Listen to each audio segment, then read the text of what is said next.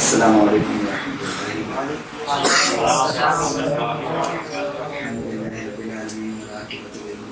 والصلاة والسلام على سيدنا وسيد الأنبياء والمرسلين أما بعد فأعوذ بالله من الشيطان الرجيم بسم الله الرحمن الرحيم ورتل القرآن ترتيلا صدق الله العظيم الصلاة والسلام عليك يا رسول الله الصلاة والسلام عليك يا رسول الله الصلاة والسلام عليك يا حبيب الله الصلاة والسلام عليك يا حبيب الله الصلاة والسلام عليك يا نبي الله الصلاة والسلام عليك يا نبي الله وعلى آلك وعلى آلك وأصحابك وأصحابك يا نور الله يا نور الله صلى الله تعالى عليه وسلم صلى الله عليه وسلم الحمدللہ اللہ تبارک تعالیٰ کا احسان ہے کہ ہم غوث پاک رضی اللہ تعالیٰ عنہ سے نسبت رکھنے والے مہینے سے گزر رہے ہیں، اور یہ اولیاء کرام اور انبیاء کرام جو صالحین جو ہیں ان کا ذکر ہمیں اسی لیے کرنے کا حکم دیا گیا تاکہ ہم ان کی اسوہ حسنہ پر عمل کرتے ہیں۔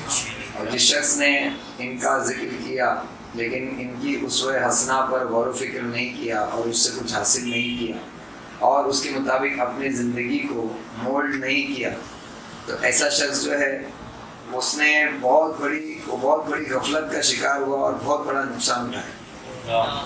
بلا شبہ اولیاء کرام کا تذکرہ یہ باعث برکت ہے، اور باعث برکت کس اعتبار سے میں تھوڑا سا یہاں رک کر بتا دوں۔ باعث برکت سنتے ہیں نا ہم لوگ غوث پاک رضی اللہ تعالیٰ عنہ اور اولیاء کرام کا ذکر اور صالحین کا ذکر باعث برکت ہے، تو کیا سوچتے ہیں کہ غوث پاک کا اور صالحین کا ذکر باعث برکت ہے، یعنی نوٹ میں برکت ہو، ایسا ہی سوچتے ہیں؟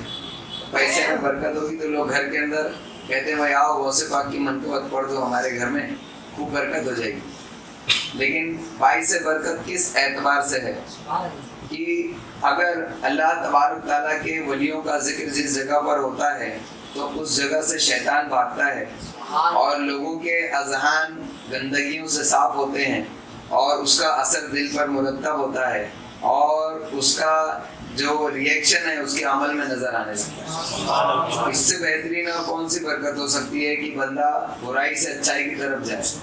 اس سے بہترین کوئی برکت نہیں ہو سکتی۔ 1 کا 10 بن جائے یا 1 کا 100 بن جائے، اس سے بہترین برکت یہ ہے کہ بندہ برے سے اچھا بن جائے۔ اور صالحین کا تو ذکر ہی اسی وجہ سے ہوتا ہے کہ تاکہ بد بھی صالح ہو جائے، ہے نا؟ تو اصل برکت یہ ہے کہ انسان برائی سے اچھائی کی طرف آئے، تو اولیاء کرام کا ذکر جو ہے برائی سے اچھائی کی طرف لاتا ہے۔ ہاں، مال میں بھی برکت اس اعتبار سے ہوتی ہے کہ جو مال جہاں صالحین کا ذکر ہوتا ہے تو اگر اس جگہ صاحب جگہ کے پاس اگر کچھ مال آتا ہے تو وہ مال قباحتوں سے پاک ہوتا ہے اور برائیوں سے پاک ہوتا ہے، اور اگر اس کا مال برائیوں کی طرف لے جانے والا ہوتا ہے تو اللہ تبارک تعالیٰ ایسے مال سے اس کو پناہ عطا فرماتا ہے، اور فتنے فساد سے اللہ تبارک تعالیٰ اس کو پناہ عطا فرماتا ہے، اس کی حفاظت عطا فرماتا ہے۔ تو یہ مال کے تعلق سے برکت ہے۔ تو اگر ایسے دیکھا جائے تو شاید ممکن ہے ہم یہ کہہ سکتے ہیں کہ مال بڑھنے کے بجائے کم ہوگا، کیونکہ برائی والا مال کم ہوگا، چھٹ جائے گا، صرف اچھائی والا رہ جائے گا تو کم ہی ہوگا نا۔ ایک اعتبار سے صرف بڑھ سکتا ہے، ہم کہہ سکتے ہیں ایک اعتبار سے صرف ہم بڑھ سکتا ہے کہہ سکتے ہیں، اور وہی حقیقت میں انسان کے دولت کمانے کا مقصد ہوتا ہے، وہ یہ کہ وہ اس کے پاس پیسہ تو بھلے سے کم ہوگا لیکن اللہ تعالیٰ اس کو اسی میں غنی کر دے گا، اور یہی اصل مقصد ہے مال کا۔ یعنی مال کا مقصد بھی پورا، ہماری زندگی کا مقصد بھی پورا، تو انسان کامیاب ہے۔ تو اس لیے اولیاء اکرام کا ذکر باعث برکت ہوتا ہے۔ اور الحمدللہ ہمارے ہاتھ میں ایک اللہ کے ولی کی کتاب ہے جن کو 5ویں صدی چھٹی صدی ہجری کا جو ہے مجدد کہا جاتا ہے۔ 6 صدی ہجری کے مجدد ہیں امام غزالی رحمۃ اللہ تعالیٰ علیہ۔ انہوں نے اپنے قلم سے اور اپنے فلسفے سے لوگوں کو جو ہے وہ فیض عطا کیا، اور لوگوں کے ذہن جو ہے وہ برائی سے اچھائی کی طرف چلے۔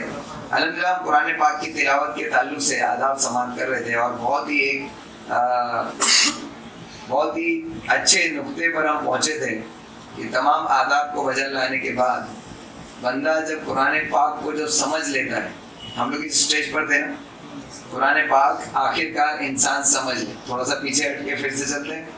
سب سے پہلے جب قرآن پاک کو پڑھنا ہوتا ہے تو ظاہری آداب کے علاوہ، ظاہری آداب کیا کیا ہے؟ ظاہری وضو کرنا، قبلہ رو ہونا، دو جانو بیٹھنا ہے نا، ٹیک کرنا بیٹھنا، یہ قرآن پاک کی تلاوت کے ظاہری آداب. ٹھیک ہے. لیکن باطنی آداب جب ہم نے شروع کیے تو اس میں پہلا کیا تھا؟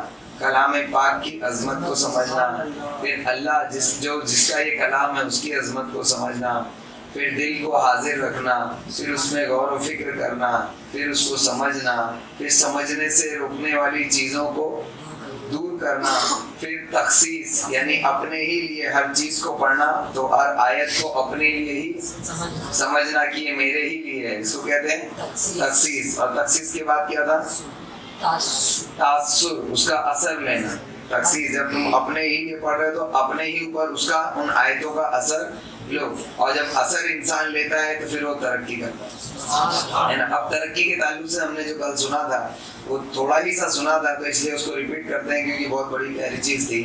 امام غزالی رحمۃ اللہ علیہ فرماتے ہیں، سبحان اللہ، امام غزالی فرمانے جا رہے ہیں تو سبحان اللہ بولنا چاہیے. ترقی کا مطلب یہ ہے کہ وہ تلاوت کے دوران اس حد تک پہنچ جائے کہ قرآن پاک کو اللہ تعالیٰ سے سنے. یہ ترقی اصل ترقی ہے نا. اب ایسا ہو سکتا ہے کہ غوث پاک رضی اللہ تعالیٰ عنہ کو اللہ تعالیٰ نے یہ ترقی نہ عطا کی ہو، ہے نا. جو اعلیٰ حضرت کے ایک شعر سے یہ مسئلہ سالو ہوتا ہے. اعلیٰ حضرت فرماتے ہیں، قسمیں دے دے کے کھلاتا ہے پلاتا ہے تجھے، پیارا اللہ تیرا چاہنے والا تیرا. یعنی جب اللہ تبارک تعالیٰ غوث پاک کو قسم دلا رہا ہے تو اللہ کا کلام سن رہے ہیں نا غوث پاک، کلام جو ان پر ہو رہا ہے وہ اس کو سن رہے ہیں کہ اللہ مجھے قسم دلا رہا ہے. تب تو وہ قسم کھا کر پھر وہ کھاتے تھے پیتے تھے، ہے نا. جو اللہ تعالیٰ کا حکم ہوتا تھا وہ کرتے تھے. یہاں تک کہ غوث پاک رضی اللہ عنہ کی سیرت میں ایک چیز یہ بھی میں نے سنی کہ غوث پاک رضی اللہ عنہ واز نہیں کرتے تھے تو اللہ تبارک تعالیٰ نے ان کو واز کا حکم دیا کہ تم واز کرو، یعنی لوگوں کو نصیحت کرنا شروع کرو. تو شروع میں انہوں نے منع کیا تو کچھ اس طریقے سے تھا، شاید میرے ذہن میں دھندلی سی یاد ہے کہ غالباً حضرت علی رضی اللہ تعالیٰ عنہ نے یا حضور علیہ السلام نے اپنا لعاب دہن ان کے منہ میں ڈالا. مولا علی نے 6 مرتبہ اور حضور علیہ السلام نے 7 مرتبہ اپنا لعاب دہن ان کے منہ میں ڈالا. پھر غوث پاک رضی اللہ تعالیٰ عنہ نے واز کرنا شروع کیا. شروع وقت میں غوث پاک کی محفل میں صرف 4 لوگ بیٹھتے تھے. غوث پاک کی محفل اور 4 لوگ، سوچو 4 لوگ بیٹھتے تھے. پھر ایک وقت ایسا بھی آیا کہ 70 ہزار سے زائد لوگ بھی آئے ہے نا. یہ غوث پاک رضی اللہ تعالیٰ عنہ کا فیض تھا. بہرحال تو ترقی اولیاء کرام قرآن پاک کی تلاوت میں جب کرتے ہیں تو خود رب تبارک تعالیٰ سے سنتے ہیں. تو کہتے ہیں امام غزالی رحمۃ اللہ تعالیٰ علیہ، قرآن پاک کو اللہ تعالیٰ سے سنیں، یہ ترقی ہے، اپنے آپ سے نہ سنیں. تو قرأت قرآن کے 3 درجے ہیں. پہلا کیا تھا؟ ادنا درجہ یہ ہے کہ انسان یوں تصور کرے کہ وہ اللہ تعالیٰ کے سامنے پڑھ رہا ہے اور اس کے سامنے کھڑا ہے اور اللہ تعالیٰ اسے دیکھ بھی رہا ہے. پڑھتے وقت یہ تصور کریں. بور ہو رہے کیا؟ سمجھ میں آ رہا ہے نا؟ الحمدللہ جب بھی آپ قرآن پاک پڑھیں گے تو ان چیزوں کو ذرا ذہن میں لے آنا تاکہ آپ کو قرآن پاک کے پڑھنے میں اور اس کی طرف مائل رہنے میں جو ہے مدد ملے. ٹھیک ہے نا انشاءاللہ.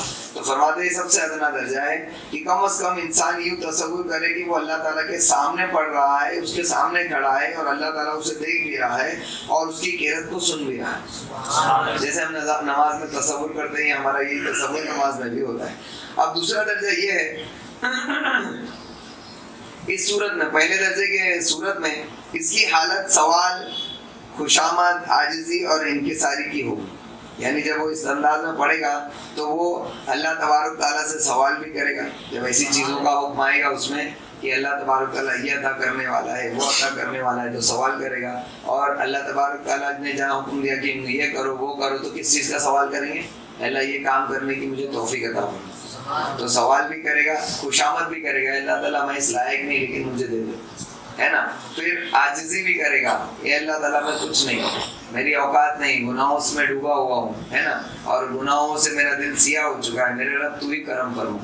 اور پھر انکساری بھی ہوگی. اب دوسرا جو درجہ آئے گا یہ ہے دوسرا درجہ، یہ ہے کہ کلام میں متکلم کو دیکھے، اللہ تعالیٰ کو دیکھے، اور کلمات میں صفات کو نہ تو اپنے آپ کو دیکھے، نہ اپنی غیرت کو دیکھے، اور نہ اس انعام کو دیکھے جو اس پر ہوا، بلکہ اس کی پوری توجہ اور فکر متکلم کی طرف ہو، اللہ تعالیٰ کی طرف ہو، گویا وہ سب کچھ چھوڑ کر اللہ تعالیٰ کے مشاہدے میں مصروف ہے، کلام پڑھ رہا ہے اور اللہ تعالیٰ کو دیکھ رہا ہے۔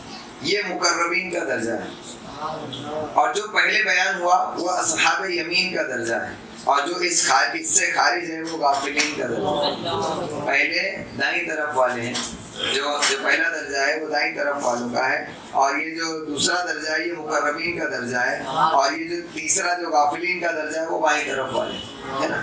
سورہ واقعہ میں اصحاب یمین کے تعلق سے ہے۔ سب سے بلند درجہ کے بارے میں حضرت امام جعفر صادق رضی اللہ تعالیٰ عنہ فرماتے ہیں، قرآن پاک کی تلاوت میں سب سے اونچا درجہ، حضرت قرآن پاک کے حافظوں کے لیے بہت اچھی چیز ہے، قرآن پاک کی تلاوت میں سب سے اونچا درجہ، اور جب انسان اپنا ویژن اونچا رکھے گا نا انشاءاللہ تو ترقی اسپیڈ میں ہوتی ہے نا۔ ویژن رکھو کہ ہاں امام جعفر صادق رضی اللہ تعالیٰ نے کیا کہا تھا، میں سمجھتا ہوں کہ اس قول کو جو ہے امام جعفر صادق رضی اللہ تعالیٰ کے اس قول کو تمام جو حفظ کے مدرسے نا ان میں لگا دینا، بہت کام آئے گا انشاءاللہ، ہم لوگ کریں گے انشاءاللہ، آئیڈیا یاد رکھنا اور یاد دلانا انشاءاللہ، اچھے اچھے وہ بنا کر لے کر جائیں گے اقوال کے جو بڑے بڑے، اور وہ کسی نہ کسی دیوار پر دارالعلوم کے انشاءاللہ لگا دیں گے، تاکہ وہ الفاظ جو ہیں وہ حافظ بننے والے بچوں کو موٹیویٹ کرتے رہیں انشاءاللہ۔ تو امام جعفر صادق رضی اللہ تعالیٰ نے فرمایا، اللہ کی قسم اللہ تعالیٰ نے اپنے کلام میں مخلوق کے لیے تجلی فرمائی، اپنے کلام میں ہی تجلی فرمائی ہے۔ تم کہاں ڈھونڈتے ہو رب کو؟ رب تبارک تعالیٰ اس کلام میں موجود ہے، کہ اس نے اب اس میں اپنی تجلی فرمائی ہے، لیکن وہ دیکھتے نہیں، ہم کو دکھتا نہیں، اور ہم اس کو دیکھنے کی کوشش نہیں کرتے۔ اگر دیکھنا چاہیں تو اللہ تبارک تعالیٰ کی تجلی وہاں موجود ہے۔ ایک مرتبہ حضرت امام جعفر صادق رضی اللہ تعالیٰ عنہ کو نماز میں ایسی حالت لاحق ہوئی کہ وہ بے ہوش ہو کر گر پڑے۔ جب ہوش آیا تو حاضرین نے اس سلسلے میں پوچھا، تو انہوں نے کہا، میں ایک آیت کو بار بار اپنے دل پر پڑھ رہا تھا۔ ایک آیت تھی، اور یہ اپنے دل پر پڑھنا کیسے کہتے ہیں؟ ہمارے نا کوئی آتا ہے بولے بھائی یہ بچے کو تھوڑا رو رہا ہے دم کر دو، ہماری ٹوپی یا ماما دیکھ کر آتا ہم لوگ بڑے پھول جاتے ہیں، ہاں بولے اب تو میں دم کرنے والا ہو گیا ہے نا، تو ہم دم کر دیتے ہیں۔ کیا ہوتا ہے؟ اس پر پڑھتے ہیں، پڑھ کر بچے پر دم کرتے ہیں تو اس کو افاقہ ہوتا ہے۔ تو جب ہم قرآن پڑھیں تو اپنے دل پر پڑھیں، تاکہ یہ تمہارے پہلے دل پر دم کر لو، انشاءاللہ پھر لوگوں پر بھی دم کر دیں، ہے نا۔ تو فرماتے ہیں کہ میں ایک آیت کو بار بار اپنے دل پر پڑھ رہا تھا۔ کس کون کہہ رہے ہیں؟ حضرت امام جعفر صادق رضی اللہ عنہ۔ میں اپنے دل پر پڑھ رہا تھا، حتیٰ کہ میں نے اب اس آیت کو رب تبارک تعالیٰ سے سنا، اتنی مرتبہ پڑھا کہ اللہ تبارک تعالیٰ سے ہی سن لیا، تو میرا جسم اس کی قدرت کا معائنہ کرنے کے لیے نہ ٹھہر سکا اور میں بے ہوش ہو کر گیا۔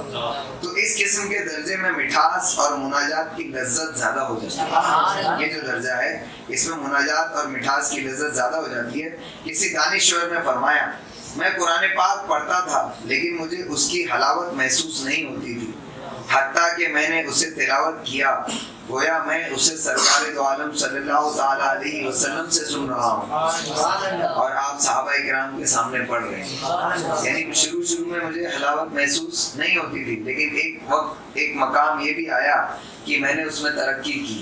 یہ اپنا ٹاپک کیا ہے؟ ترقی۔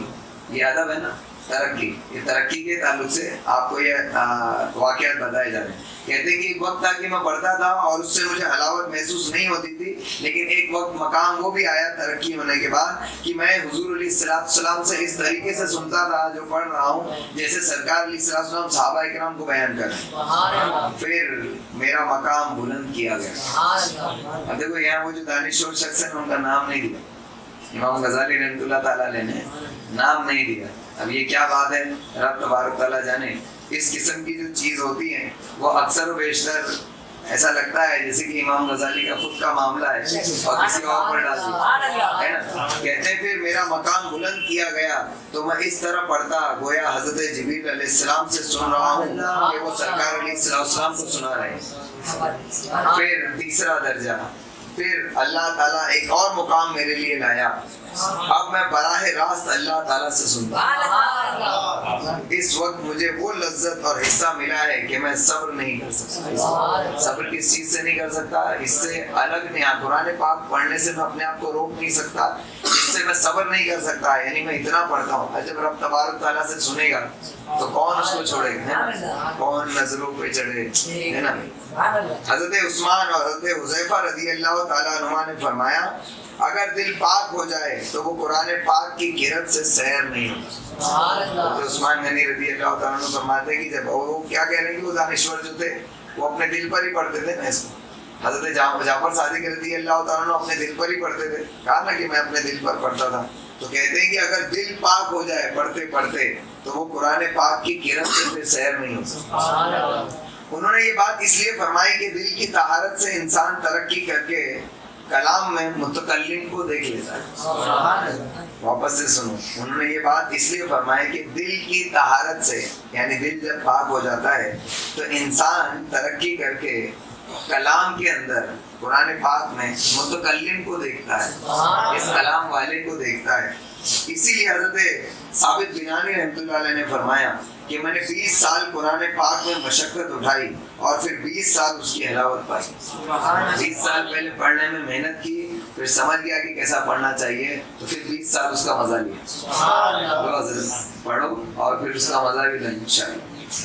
اگر آدمی متکلم کا مشاہدہ کرے, اگر پڑھنے والا اللہ تعالیٰ کو دیکھے کلام میں اور دوسری طرف اس کی نظر نہ ہو تو وہ اللہ تعالیٰ کے اس ارشاد کو بجا لانے والا بنتا ہے. کیا اللہ نے فرمایا فَفِرُّوا إِلَى اللَّهِ, یعنی دوڑو اللہ تعالیٰ کی طرف. اور اللہ کا ارشاد ہے اور اللہ تعالیٰ کے ساتھ کوئی دوسرا خدا نہ ٹھہرا. یہ صوفیہ کرام کی اصطلاح ہے. یہ تفسیر جو ہے نا, یہ صوفیہ کرام کی تفسیر ہے. اب ہم عام طور سے اس کو لیں گے تو کیا پڑھیں گے؟ اور اللہ کے ساتھ کوئی دوسرا خدا نہ ٹھہرا. ہم تو دوسرا خدا نہیں ٹھہراتے, لیکن کلام پاک پڑھنے والا مومن اگر پڑھ رہا ہے لیکن اس کو پڑھتے وقت کسی اور کا خیال آتا ہے تو صوفیہ کرام کہتے ہیں یہ بھی دوسرا خدا طے کرتا ہے. یعنی تو اللہ کا کلام پڑھتا ہے اور اللہ تعالیٰ کے کلام کی عظمت اتنی بھی تیرے نزدیک نہیں کہ تو اس کو پڑھنے کے بعد کسی اور طرف تیری نگاہ ہو جائے, کسی اور طرف تیرا دھیان ہو جائے, تو یعنی تو نے اللہ کو سمجھا ہی نہیں اور اللہ تبارک تعالیٰ کی عظمت کو پایا ہی نہیں, تو پھر تو مسلمان کہاں رہے؟ یعنی وہ اس کو اتنا خطرناک سمجھتے تھے. اللہ تبارک تعالیٰ ہم کو اس کا صدقہ عطا فرمائے. تو جو آدمی ہر چیز میں, امام غزالی رحمۃ اللہ علیہ فرما رہے ہیں, تو جو ہر آدمی ہر چیز میں اسے نہ دیکھے وہ اس کے غیر کو دیکھتا ہے. ہر چیز کے اندر جب کوئی شخص خدا کو نہ دیکھ سکے تو اس کا مطلب پھر کسی اور چیز کو دیکھتا ہے, وہ غیر خدا کو دیکھتا ہے. یہ ہے غیر خدا. لوگ بولتے ہیں نا غیر اللہ سے نہیں مانگنا چاہیے, ہے نا, تو صرف ان لوگوں نے, جن لوگوں نے یہ ایک آج کے دور میں باندھ رکھا ہے وہابیوں نے کہ غیر اللہ سے مدد نہیں مانگنا چاہیے, غیر اللہ کو نہیں ماننا چاہیے, غیر اللہ سے نہیں مانگنا چاہیے اور غیر اللہ کو نہیں ماننا چاہیے, تو ان کو غیر اللہ سے نبی اور ولی لکھتے ہیں. جبکہ اولیاء اکرام جن کو ہم مانتے ہیں ان کے ماننے کی وجہ یہ ہے کہ وہ خود کسی بھی چیز میں کسی غیر کو دیکھتے ہی نہیں تھے سوائے رب کے, اور ان کی اسی خوبی کی وجہ سے ہم ان کو مانتے ہیں. تو ان کا ماننا یہ غیر خدا کو ماننا نہیں بلکہ خدا کے ولیوں کو ماننا ہے نا. تو یہ تاریخ کی بات ہے, نہ کہ یہ بدعت یا شرک ہے نا. کہتے ہیں تو جو آدمی ہر چیز میں اسے نہ دیکھے وہ اس کے غیر کو دیکھتا ہے, اور بندہ اللہ تعالیٰ کے سوا کسی اور کو دیکھتا ہے تو اس کی اس توجہ میں کچھ نہ کچھ شرک خفی پیدا ہو جاتا ہے, یعنی چھپا ہوا شرک ہوتا ہے. بلکہ خالص تو یہ ہے کہ وہ ہر چیز میں اللہ ہی کو دیکھے. اخلاص اسی میں ہے کہ وہ ہر چیز میں صرف اللہ کو دیکھے. یہ تھا ہمارا 9واں ادب. کیا نام تھا اس کا؟ یہ ادب کا ترقی. اس سے پہلے کیا تھا؟ तासुर है ना, तासुर। और उससे पहले क्या था? तखसीस। तखसीस से पहले क्या था? समझने वाली चीजों से रोकने वाली चीजों को दूर करो। और उससे पहले समझना था। समझना इस सीक्वेंस के साथ याद रखेंगे इंशाल्लाह तो फायदा रहेगा इंशाल्लाह। अब ये 10वां अदब शुरू हो रहा है और ये आखिरी अदब है। इसको आज इंशाल्लाह कंप्लीट कर लेते हैं इंशाल्लाह, हो सका तो 10 मिनट में, नहीं तो कल इसको कंप्लीट करें। कतई ताल्लुक ना, यानी टॉपिक एकदम अलग है, लेकिन इसकी तिलावत कुरान पाक में क्या है इसका मतलब है वो आप समझेंगे। कतई ताल्लुक यानी ताल्लुक को तोड़ देना। इसका मतलब ये है कि अपनी ताकत से बरात का ऐलान करें। यानी जो कुछ पढ़ रहा है, जो कुछ समझ रहा है, तो अल्लाह तबारक ताला पर सब कुछ छोड़ दे, पूरा इन्हिसार, तवक्कल तो अल्लाह, है ना, अल्लाह पर अपना यानी बिल्कुल छोड़ दे। उसमें अपनी कोई क्वालिटी, अपना कोई खासा उसके अंदर लपेटे नहीं कि मैं ये हूँ, मैं वो हूँ, मैं तो समझ लूंगा, ये है वो है। नहीं, मेरा रब चाहेगा तभी मेरे कलाम समझ में आएगा, वरना मैंने कितने भी दारुल का चक्कर लगाया हो और कितने दारुल में कितने भी जानवे अदब तय किए हो, मेरे समझ में नहीं आएगा जब तक अल्लाह ना चाहे। और ऐसा ही होता है, ना जाने कितने लोग नहीं समझते और कितने लोग जंगलों में घूमते भटकते हैं, लेकिन उनको आयतों का मतलब मालूम है। अब वो कम या ज्यादा या मकाम की बात नहीं करता, समझो। हजरत अबू बकर सिद्दीक, हजरत उमर फारूक और हजरत उस्मान गनी रजी अल्लाह तआला अन्हु गए थे हजरत उवैस करनी के पास जुब्बा लेकर, रजी अल्लाह, है ना। दोनों में क्या मामला था? हजरत उवैस करनी एक तरफ और एक तरफ हुजूर सल्लल्लाहु तआला अलैहि वसल्लम के तरबियत याफ्ता लोग, दोनों ने सरकार अलैहिस्सलाम के हुस्न का बयान किया। लेकिन कहते हैं हजरत उस्मान गनी या हजरत उमर का किसी का कॉल है उसमें कि जब हजरत उवैस करनी रज़ी अल्लाह तआला अन्हु ने सरकार अलैहिस्सलाम के हुस्न का बयान किया तो मौजूद है ना। तो अल्लाह ताला जिस पर चाहता है करम फरमाता है। तो कहते हैं कहते ताल्लुक का मतलब ये है कि अपनी ताकत से बरात का ऐलान करें। ये थिंकिंग याद रहेगी। तुम जब तक उसको नहीं समझ सकते और कुरान पाक से फायदा जब तक उठा नहीं सकते जब तक कि अल्लाह ना चाहे। तो कंप्लीट सबमिशन टुवर्ड्स अल्लाह कहते हैं ना, अपने आप को टोटली अल्लाह तबारक ताला के आगे सरेंडर कर दो, तब अल्लाह तबारक ताला करम फरमाता है। वो कहते हैं ना कि दाना खाक में मिलकर गुले गुलजार होता है, अपने आप को जो है खाक में मिलाओ पहले, तभी अल्लाह तबारक ताला गुलजार करेगा इंशाअल्लाह। नेज़ अपने नफ्स की तरफ रजा और तज़किया के निगाह करने से बचे।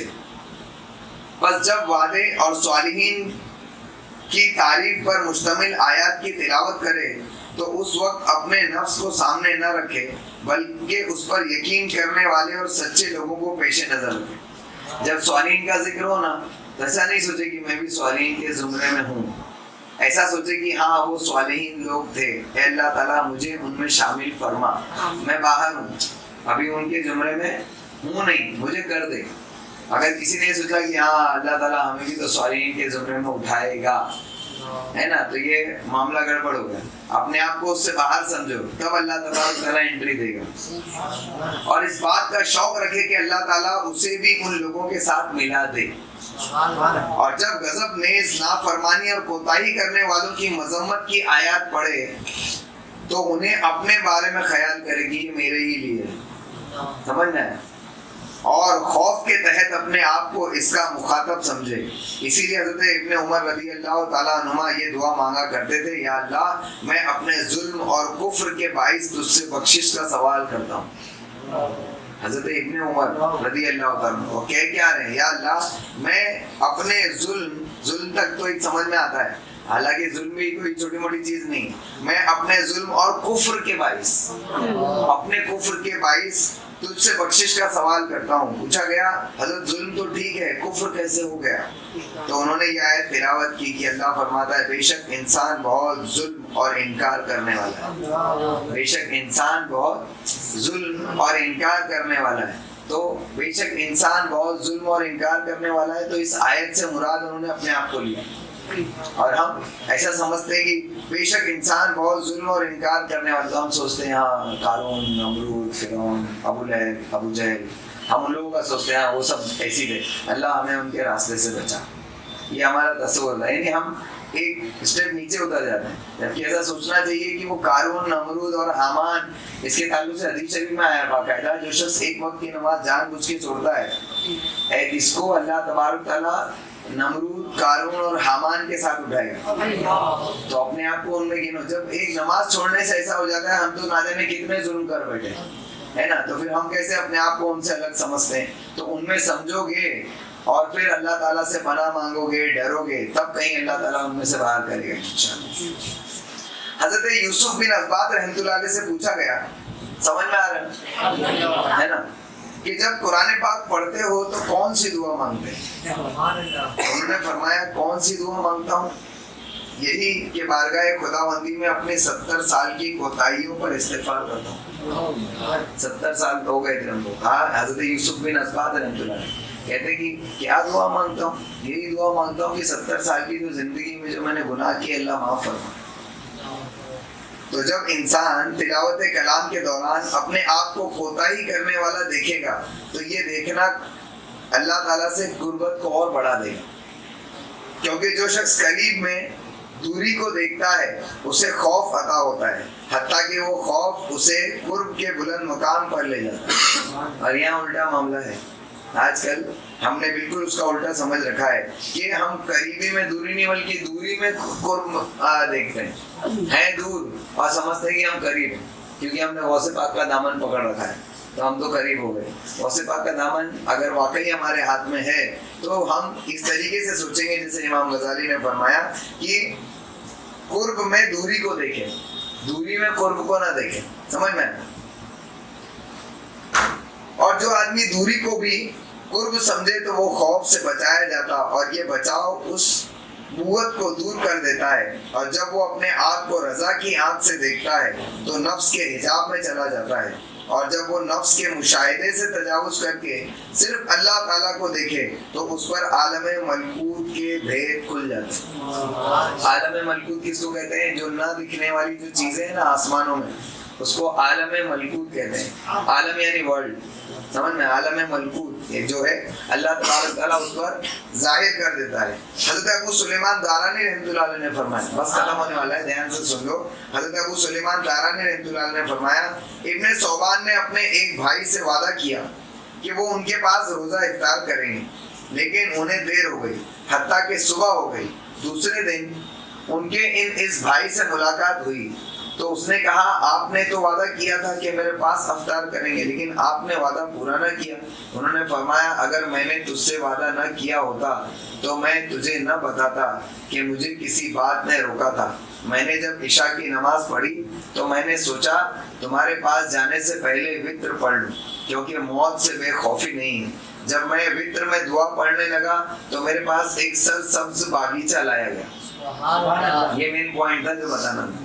سمجھ میں؟ وہ سب بھول جاؤ، وعدہ کیا تھا نہیں، کیوں نہیں کیا گیا اور اس کی وجہ بتا رہے ہیں کہ میں نے عشاء کی نماز پڑھی اور تیرے پاس آنے سے پہلے میں نے سوچا کہ میں وتر پڑھ کر جاؤں کیونکہ موت کا کوئی بھروسہ نہیں. میں تیرے پاس جاؤں اور سرکار نے فرمایا نا کہ نماز کا وقت ہو جائے تو دیری نہ کرو، ہے نا. ارے اس میں ایک پوائنٹ سمجھ میں آ رہا ہے.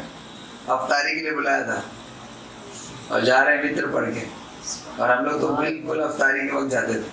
دیکھو یہ یہاں پر ایک پوائنٹ نوٹ کرنے کی بات ہے کہ پہلے کے لوگ کن چیزوں کو کیا سمجھتے تھے اور کیا کہتے تھے اور آج ہم ان چیزوں کو کیا کہتے ہیں.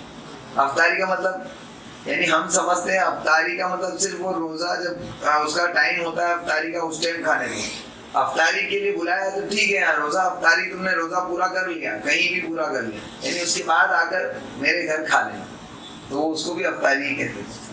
سمجھ میں؟ تو کہتے ہیں کہ میں نے سوچا کہ میں وتر پڑھ لوں کیونکہ موت سے بے خوفی نہیں ہے. جب میں وتر میں دعا پڑھنے لگا تو میرے پاس ایک سرسبز باغیچہ لایا گیا. دعا کر رہے ہیں اور ان کو اللہ تعالیٰ باغیچہ دکھا رہا ہے جس میں طرح طرح کے جنتی پھول کھلے تھے. تو میں مسلسل انہیں دیکھتا رہا حتیٰ کہ صبح ہو گئی. مسلسل انہیں دیکھتا رہا حتیٰ کہ صبح ہو گئی، ورنہ رات ہی میں تیرے پاس آتا افطاری کرنے کے لیے لیکن میں کہیں اور افطاری کر رہا ہوں، اپنی آنکھوں سے افطاری کر رہا ہوں. سمجھ میں؟ تو اللہ والے قرآن پڑھتے تھے تو ایسی کیفیت ہوتی تھی. آپ نے سنا تو حضور علیہ الصلوۃ والسلام کا ایک واقعہ کہ نبی کریم صلی اللہ تعالیٰ علیہ وسلم جماعت سے نماز پڑھا رہے تھے اور اچانک ایک قدم آگے بڑھے، نماز پڑھاتے پڑھاتے پھر واپس پیچھے ہٹے۔ صحابہ کرام نے نماز کے بعد پوچھا یا رسول اللہ صلی اللہ تعالیٰ علیہ وسلم نماز میں آگے بڑھنے کی کیا وجہ تھی؟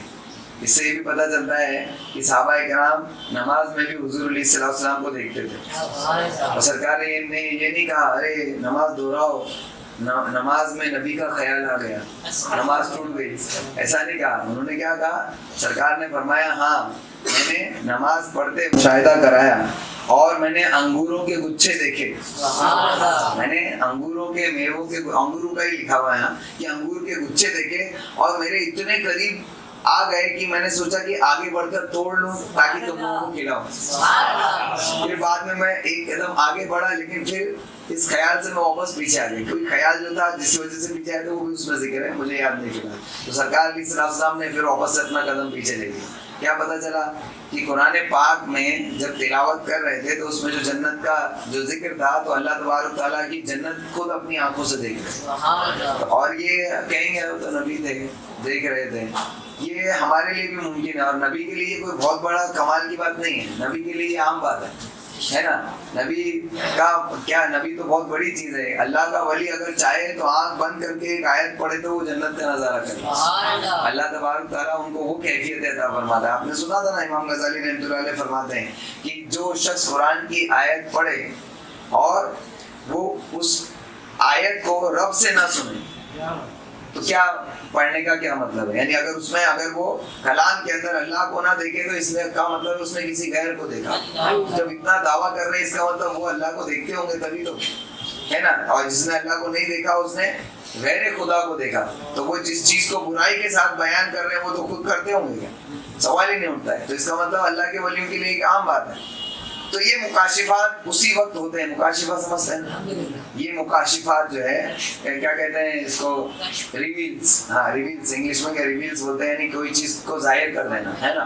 تو یہ مکاشفات اسی وقت ہوتے ہیں جب آدمی اپنی ذات کے خول سے باہر نکلتا ہے، انڈے سے باہر نکلا، اپنے ذات کے خول سے باہر نکلا۔ یہی جو 4 دن کی جو زندگی نا اس کے انڈے سے باہر نکلنے کی کوشش نہیں کرتا۔ میں تو بولتا ہوں انڈا بھی نہیں، انڈے کے اندر بھی ایک زردی ہوتی ہے، وہی اصل چوزا ہوتا ہے، جو زردی ہوتی ہے نا وہ بھی وہی اصل چوزا ہوتا ہے، اس کے باہر بھی سفیدی ہوتی ہے، سفیدی کے بعد ایک کھول ہوتا ہے۔ ہم وہ جو ہماری جو اندر کی زردی ہے نا جو اصل چوزا ہوتا ہے اس میں بھی کبھی دیکھا انڈا پھوڑے تو لال نکلتی ہے نا، وہ ہم لوگ اٹھا کے پھینک دیتے ہیں، وہ والی ہم زردی ہو گئی بالکل۔ یعنی انڈے سے باہر نکلنا تو دور ہے، سفیدی سے باہر نکلنا تو دور ہے، ہماری جو زردی ہے نا وہ بھی خراب ہو چکی ہے۔ اللہ تعالیٰ ہم لوگوں پر رحم فرمائے۔ تو یہ مکاشفات اسی وقت ہوتے ہیں جو آدمی اپنی ذات کے خول سے نکل جاتا ہے، نہ اپنے نفس کو دیکھتا ہے اور نہ اس کی خواہشات کو۔ پھر یہ مکاشفات کشف والے کے حالات کے مطابق ہے، جیسا جس کا مقام ہے اللہ تعالیٰ اس کو ایسا دکھاتا ہے۔ یہ سب پڑھنے سے اتنا سمجھ میں آ رہا ہے کہ ہم کو کیسے پڑھنا ہے۔ اور سیکنڈ چیز آپ کو کیا مل رہی ہے؟ اللہ والوں کے لیے یہ عام بات تھی، یہ جو وہابیہ اولیاء کرام کو ہماری طرح کہتے ہیں، یہ چیز پڑھنے سے سمجھ میں آ رہا ہے کہ اللہ کے ولی کیسے ہوتے ہیں اور ہم کیسے کمینے ہے نا، وہ ہماری طرح نہیں۔ تو حضور علیہ الصلوۃ والسلام کی ذات تو بہت ہی بالا تر ہے۔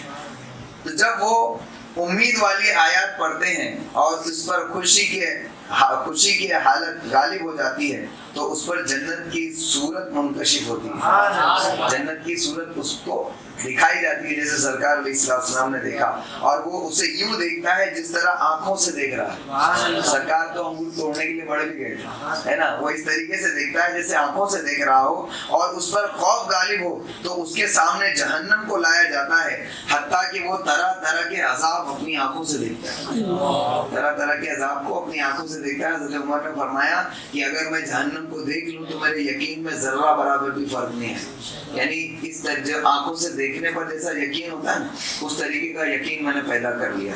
اور یہ اس سے ملتے کہ اللہ تعالیٰ کا کلام نرم، لطیف اور سخت درست بھی ہے، نیز اس میں امید بھی ہے اور خوف بھی، اور یہ اس کے اوصاف سے ہیں، کیونکہ اللہ تعالیٰ کے اوصاف میں رحمت بھی ہے، مہربانی بھی ہے، انتقام بھی ہے اور پکڑ بھی ہے۔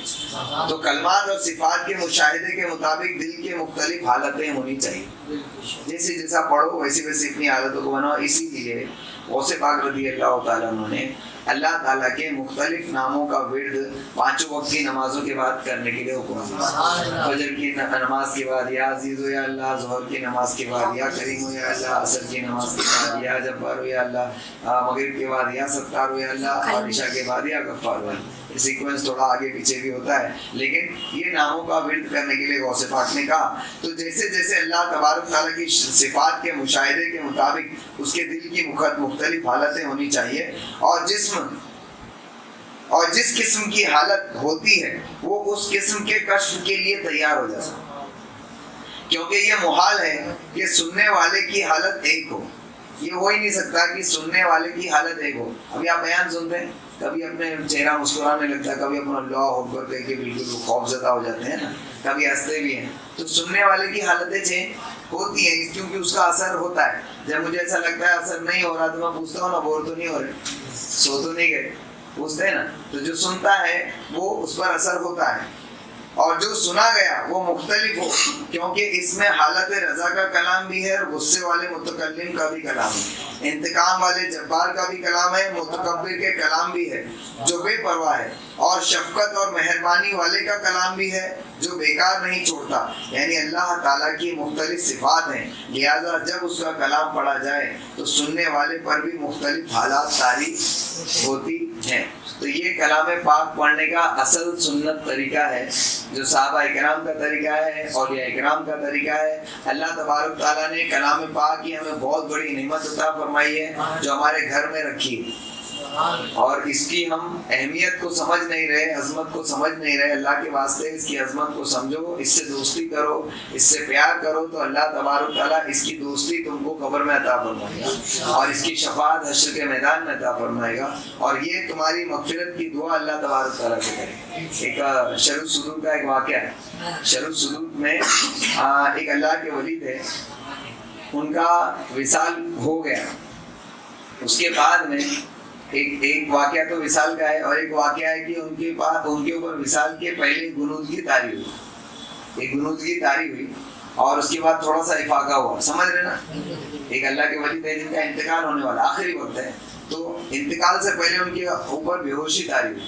تو لوگوں نے دیکھا ان کے سر سے ایک نور نکل کے آسمان کی طرف گیا، پیروں کی طرف سے ایک نور نکل کے آسمان کی طرف گیا، پھر بیچ پیٹ کی طرف سے ایک نور نکل کے آسمان کی طرف۔ پھر بعد میں انہیں تھوڑا ہوش آیا، تو انہوں نے لوگوں سے کہا کیا تم نے کچھ دیکھا؟ تو انہوں نے کہا ہاں ہم نے دیکھا، تمہارے سر سے بھی ایک نور نکلا، تمہارے پیر کی طرف سے ایک نور نکلا، اور تمہارے درمیانی حصے سے بھی ایک نور نکل کے اوپر گیا۔ تو انہوں نے کہا کہ جو سر کی طرف سے نکلا وہ سورہ ملک کا شروعاتی حصہ تھا، اور جو قدم کی طرف سے نکلا وہ سورہ ملک کا آخری حصہ تھا، اور جو درمیان سے نکلا وہ سورہ سجدہ جو ہے اس کی بیچ کی آیت تھی، جو سجدے کی آیت تھی۔